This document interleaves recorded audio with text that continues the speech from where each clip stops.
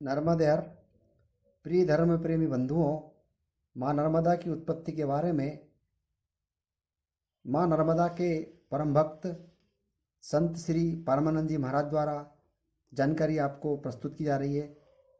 देखिए।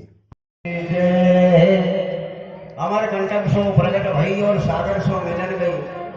जय जय जगदम्बा मात नर्मदे भवानी।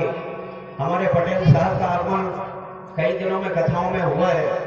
आप भी नर्मदा माई की पैदल परिक्रमा कर चुके हैं। जरा बजाओ ताली आनंदपूर्वक, बहुत अच्छी बात है। नर्मदा, नर्म यानी आनंद और दामाने देने वाली। ये नर्मदा आनंद तो देती है, इसलिए इसको नर्मदा कहते हैं।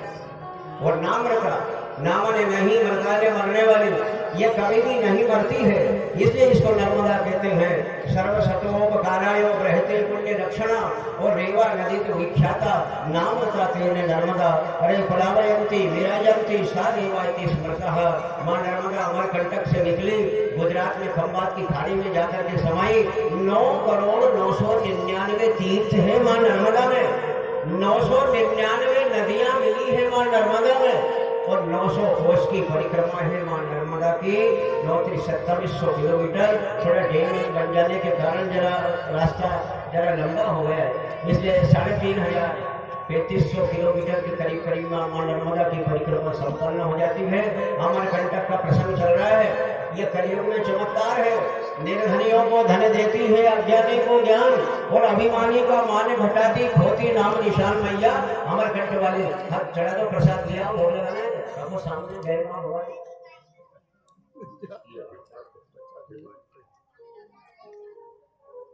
रेवा नाम का बंजारा नायक जड़ी बूटी का व्यापार करता था।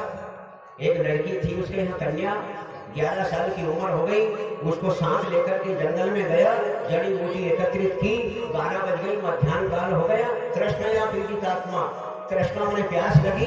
लड़की ने कहा पिताजी पानी पानी पानी। बंजारे का बेटा यहीं बैठो, ये बांस के झीले के पास मैं पानी की व्यवस्था करके आता हूँ, पानी की खोज करता हूँ, मैं पानी लाता हूँ, मैं पानी देखता हूँ, बेटा तुम यहाँ बैठो। बंजारा गया पानी देखने के लिए। समय आ गया, मैं कहाँ इधर उधर खोजने से पानी मिलेगा। समय आया, सतमी सूर्य मकर रविवारा, अश्वनी माघ मास अवतारा। माघ का महीना है, शुक्ल पक्ष है, सतमी तिथि है, रविवार है, अश्वनी नक्षत्र है। मध्याह्न काल का समय आया माँ नर्मदा के प्रकट होने का। तो हाथ में मिट्टी का कलश आ गया, उसमें अमृत रूपी निर्मल जल भरा हुआ है। निर्मल धारा केशो लगेगी जल प्यारा, सब जल से जल है न्यारा। ऐसा निर्मल जल उस कलश में आया। और 12 बजे और माँ नर्मदा ने आवाज लगाई पिताजी को, पिताजी पिताजी पिताजी, पानी मिल गया, पानी मिल गया, पानी मिल गया, पानी मिल गया, आ जाओ पानी मिल गया, आ जाओ पानी मिल गया। पिताजी वापस आए, समकक्ष आए, नजदीक आए, पास में आए, और माँ नर्मदा के हाथ में से वो कलश छूट गया, वो कलश फूट गया। और बांस के भीड़े में से माँ नर्मदा की निर्मल धारा, निर्मल धारा, निर्मल धारा, निर्मल धारा प्रकट हो गया। और वह कन्या अंतर्ध्यान। बंजारा आया, रोने लगा, मेरी प्यारी बेटी, बेटा तू कहाँ है, बेटी तू कहाँ है, बेटी तू कहाँ है। आकाश मंडल से आकाशवाणी हुई, बोले पिताजी मैं आज तक तुम्हारी बेटी थी, अब मैं तुम्हारी बेटी नहीं हूँ, मैं साक्षात नर्मदा हूँ। अब तो तुम एक काम करो, इस नर्मदा के रेवा कुंड में आप स्नान करो और इस कुंड का निर्माण करो। बंजारे ने कहा मैं गरीब हूँ, मेरे पास पैसा नहीं है, द्रव्य बिना, द्रव्य के बिना कोई काम नहीं चलता।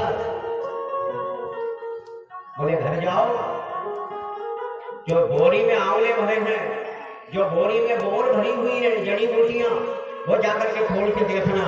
वो बंजारा घर आया, उसने आंवले की बोरी खोली तो सोने के आंवले बन गए। वाले परमात्मा धन धन रे तेरी कारागरी को करतार, घर से तो भर दे जंगल, आकाश में सागर कहीं नहीं। रात दिना तो न्याय करे के लगी कचहरी कहीं नहीं। पत्ते पत्ते की कतरन न्यारी, तेरे हाथ कतरनी कहीं नहीं। और बरसे तो भर दे जंगल, आकाश में सागर कहीं नहीं। तेरी भी लीला बड़ी अपार है परमात्मा। कहाँ आंवले भरे हुए थे, सोने के बने, ये बोरी भर के सोने के आंवले, भगवान करे एक आधी आंवला ही मिल जाए सोने का, जिसमें आदमी का गुजर बसर अच्छा हो जाता है नर्मदा माई की कृपा से। दूसरी बोरी खोली तो उसमें बोर, तो वो चांदी की बोर बन गई, चांदी की बोर बन गई।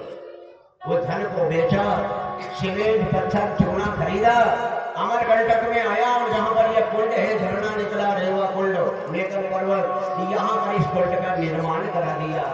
और करीब करीब आधा पौन एकड़ का ग्राउंड है ये अपना देवनारायण मंदिर जैसा ग्राउंड, ये तो और भी कम है, इससे भी बड़ा ग्राउंड है, अच्छा फर्स्ट क्लास। चारों दिशा में परकोटा बना दिया, बाल बाउंड्री परकोटा खिंचवा दिया। रेवा कुंड को 2 कुंडों का निर्माण कराया, मजबूत पक्के कुंड बना दिए। अंदर से उद्गम है मां नर्मदा का, पाताल भेजनी है मां नर्मदा। एक बड़ा दरवाजा है उत्तर तट पर, जिससे हाथी सहित आदमी अंदर चले जाता है, बड़ा दरवाजा। और दक्षिण तट पर छोटा दरवाजा। यह रेवा कुंड बना हुआ है, यही के बीच में से मां नर्मदा गुप्त निकली है,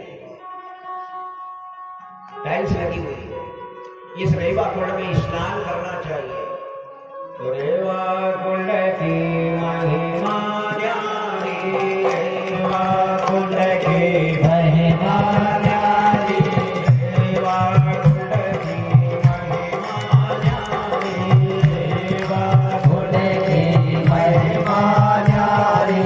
जहाँ स्नान करे नर नारी, जहाँ स्नान करे नर नारी, रेवा कुंड की महिमा न्यारी, जहाँ स्नान करे नर नारी। अब आइए, अमरकंटक से उत्तर दिशा में 9 किलोमीटर ज्वालेश्वर तीर्थ, तीर्थ का नाम है ज्वालेश्वर, 9 किलोमीटर। ये छत्तीसगढ़ प्रांत